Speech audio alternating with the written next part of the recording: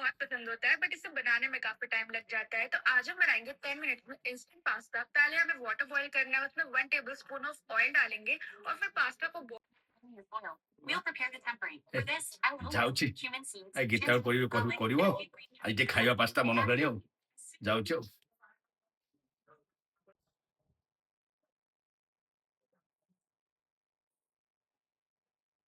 ଆରେ ଗୀତା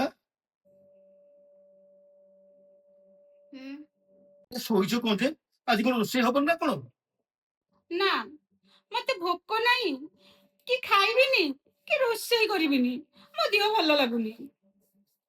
ମୋ ଦେହ ଜମା ଭଲ ଲାଗୁନି।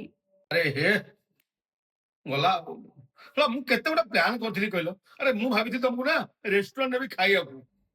ତମ ଦେହ ତ ଖରାପ ଆଉ ହଉ ଠିକ ଅଛି ତାହେଲେ ତମେ ରେଷ୍ଟ ନିଅ ମୁଁ ଯାଉଛି ତମେ ରେଷ୍ଟ ନିଅ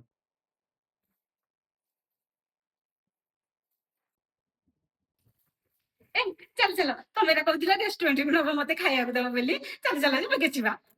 ଆରେ ତମ ବ୍ରେନ କହୁଥିଲ ତମ ଦେହ ଖରାପ ତମେ ଖାଇବାକୁ ତମର ଇଚ୍ଛା ହଉନି କି ରୋଷେଇ କରିବାକୁ ଇଚ୍ଛା ହଉନି କି ଭୋକ ବି ହଉନି ଆଉ ଏବେ କଣ ଦୌଡିକି କଣ କେତେ ଦେଇକି ପଳେଇଲେ ତ କଣ ଘଟଣା କଣ?